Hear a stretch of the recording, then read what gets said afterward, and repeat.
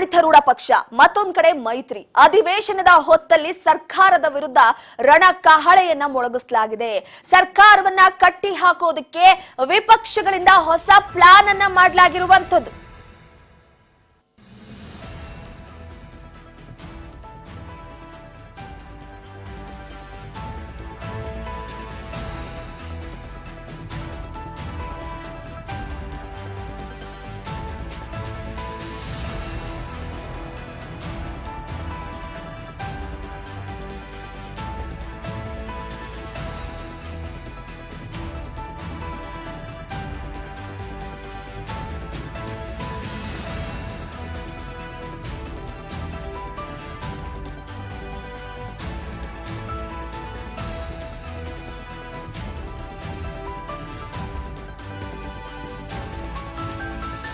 ಜನವಿರೋಧಿ ನಿಲುವಿನ ಸರ್ಕಾರ ಅಂತ ಬಿಂಬಿಸೋದಕ್ಕೆ ಪ್ಲಾನ್ ಅನ್ನ ಮಾಡಲಾಗ್ತಾ ಇರುವಂತದ್ದು.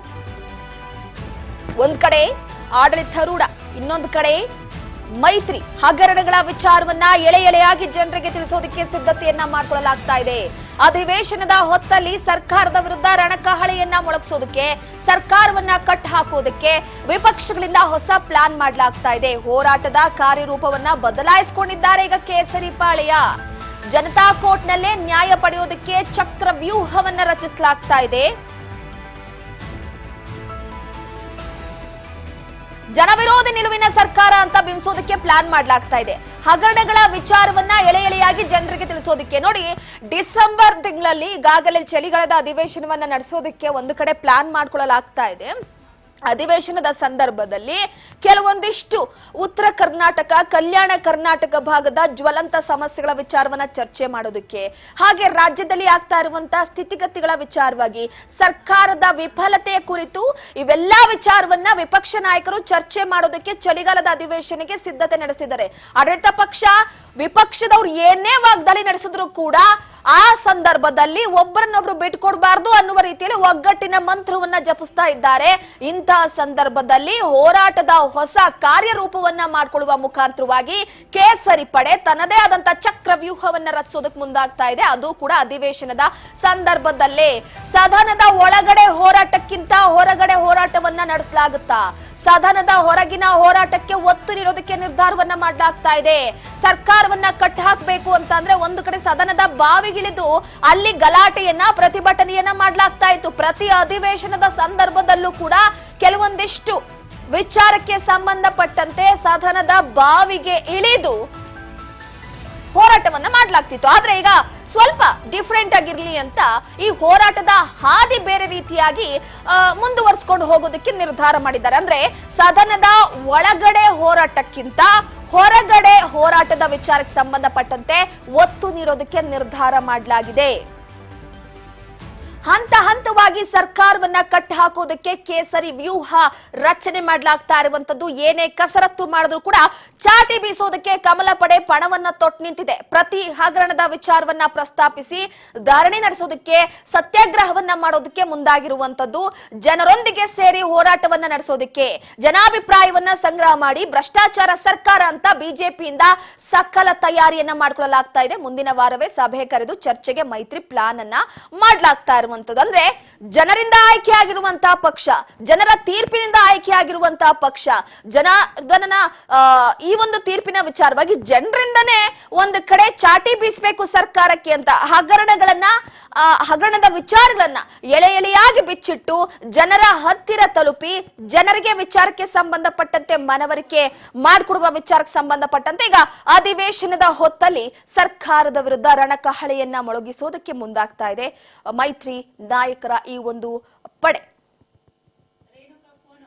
ಈ ಬಗ್ಗೆ ಮತ್ತಷ್ಟು ಅಪ್ಡೇಟ್ ಕೊಡ್ತಾ ಹೋಗ್ತಾರೆ ನಮ್ಮ ಪ್ರತಿನಿಧಿ ರೇಣುಕಾ ಸಂಪರ್ಕದಲ್ಲಿದ್ದಾರೆ. ರೇಣುಕಾ, ಒಂದು ಕಡೆ ಸದ್ಯದ ಮಟ್ಟಿಗೆ ಚಳಿಗಾಲದ ಅಧಿವೇಶನಕ್ಕೆ ಸಕಲ ತಯಾರಿಯನ್ನ ಸರ್ಕಾರ ಮಾಡ್ಕೊಳ್ತಾ ಇದೆ. ಪ್ರತಿ ಅಧಿವೇಶನದಲ್ಲೂ ಕೂಡ ಸರ್ಕಾರವನ್ನ ಕಟ್ ಹಾಕೋದಿಕ್ಕೆ ಕೇಸರಿ ಪಡೆ ಏನಾದ್ರೂ ಒಂದು ತಂತ್ರ ರೂಪಿಸಿರುತ್ತೆ. ಈ ಬಾರಿಯ ತಂತ್ರ ಯಾವ ರೀತಿಯಾಗಿದೆ? ಆ ತಂತ್ರ ವರ್ಕೌಟ್ ಆಗುತ್ತಾ?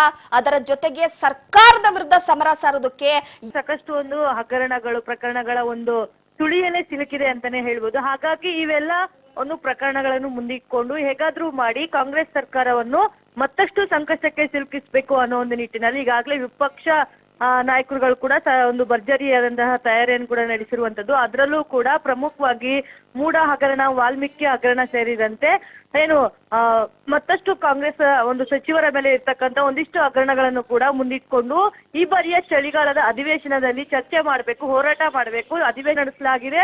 ಇನ್ನು ವಿಜಯಪುರದಲ್ಲಿ ನಡೆದಂತಹ ಪ್ರಸ್ತುತ ರಾಜ್ಯದಲ್ಲಿ ಒಂದಿಷ್ಟು ಜಿಲ್ಲೆಗಳಲ್ಲಿ ನಡೆದಂತಹ ವಕ್ಫ್ ವಿವಾದವನ್ನು ಕೂಡ ಈ ಒಂದು ವಿಚಾರವನ್ನೇ ಹೈಲೈಟ್ ಮಾಡಿಕೊಂಡು ಸದನದ ಹೊರಗೆ ಮತ್ತು ಒಳಗೂ ಕೂಡ ಹೋರಾಟ ಮಾಡ್ಬೇಕಂತೇಳಿ ಈಗಾಗಲೇ ರಾಜ್ಯಾಧ್ಯಕ್ಷ ವಿಜೇಂದ್ರ ಅವರು ಕೂಡ ಕರೆ ಕೊಟ್ಟಿರುವಂತದ್ದು.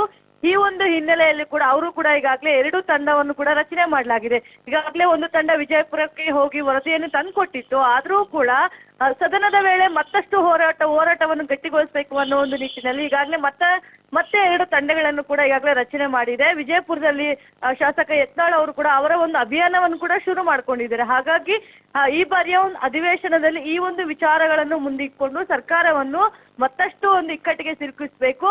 ಈ ವಿವಾದದಲ್ಲಿ ಯಾವೆಲ್ಲ ಸಚಿವರು ಭಾಗಿಯಾಗಿದ್ದಾರೆ ಅವೆಲ್ಲ ಸಚಿವರನ್ನು ಕೂಡ ಸಂಪುಟದಿಂದ ಕೂಡಲೇ ಕೈ ಬಿಡಬೇಕು. ಅದರಲ್ಲೂ ಕೂಡ ಪ್ರಮುಖವಾಗಿ ಸಿಎಂ ಸಿದ್ದರಾಮಯ್ಯ ಅವರು ಮೂಡ ಹಗರಣದಲ್ಲಿ ಬೆಳಕಿಗೆ ಬಂದಿರೋದ್ರಿಂದ ಅವರು ಕೂಡ ಈ ಒಂದು ರಾಜೀನಾಮೆಯನ್ನು ಕೊಡ್ಲೇಬೇಕು ಅನ್ನೋ ಒಂದು ಒತ್ತಾಯವನ್ನು ಕೂಡ ಈಗಾಗಲೇ ವಿಪಕ್ಷ ನಾಯಕರು ಕೂಡ ಮಾಡಿರುವಂತದ್ದು.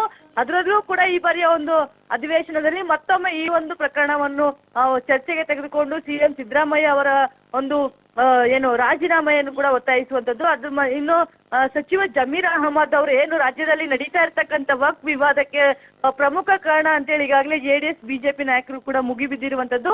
ಆ ಒಂದು ಸಚಿವರನ್ನು ಕೂಡ ಹೇಗಾದ್ರೂ ಮಾಡಿ ಈ ಬಾರಿಯ ಒಂದು ಒತ್ತಡಕ್ಕೆ ಸಿಲುಕಿಸಿ ರಾಜೀನಾಮೆ ತೆಗೆದುಕೊಳ್ಬೇಕು ಅನ್ನೋ ಒಂದು ದೃಢ ನಿರ್ಧಾರಕ್ಕೆ ಕೂಡ ಬಿಜೆಪಿ ಮತ್ತೆ ಜೆಡಿಎಸ್ ನ ವಿಪಕ್ಷ ನಾಯಕರು ಕೂಡ ಬಂದಿರುವಂತದ್ದು. ಈ ಹಿನ್ನೆಲೆಯಲ್ಲಿ ಕೂಡ ಮುಂದಿನ ವಾರ ಏನು ಬಿಜೆಪಿ ಮತ್ತೆ ಜೆಡಿಎಸ್ ನ ನಾಯಕರು ಕೂಡ ಸಮನ್ವಯ ಸಭೆಯನ್ನು ಕೂಡ ನಡೆಸಿ ಯಾವ ರೀತಿಯಾದಂತಹ ಸದನದಲ್ಲಿ ಚರ್ಚೆ ಮಾಡಬೇಕು, ಯಾವೆಲ್ಲ ವಿಚಾರಗಳನ್ನು ಅಲ್ಲಿ ಚರ್ಚೆ ಮಾಡಬೇಕು, ಏನೆಲ್ಲ ಹೋರಾಟಗಳನ್ನು ಕೈಗೊಳ್ಳಬೇಕು ಅನ್ನೋ ಒಂದು ನಿಟ್ಟಿನಲ್ಲಿ ಈ ಒಂದು ಸಭೆಯಲ್ಲೂ ಕೂಡ ನಿರ್ಧಾರ ಕೈಗೊಳ್ಳಲಿದ್ದಾರೆ. ರೂಪಾ, ಥ್ಯಾಂಕ್ ಯು ನಿಮ್ಮೆಲ್ಲ ಮಾಹಿತಿಗಾಗಿ ರೇಣುಕಾ. ಎಸ್, ಪ್ರಮುಖವಾಗಿ ಒಂದು ಕಡೆ ಈಗಾಗಲೇ ಎಲ್ಲಾ ರೀತಿಯ ತಯಾರಿಯನ್ನ ಮಾಡಿಕೊಂಡಿರುವಂತಹ ಕೇಸರಿ ಪಡೆ ಕಾಂಗ್ರೆಸ್ ಸರ್ಕಾರವನ್ನ ಕಟ್ಟಿ ಹಾಕೋದ್ರಲ್ಲಿ ಯಶಸ್ವಿ ಆಗುತ್ತಾ ಅಂತ ಕಾದಷ್ಟೇ ನೋಡ್ಬೇಕಾಗಿದೆ.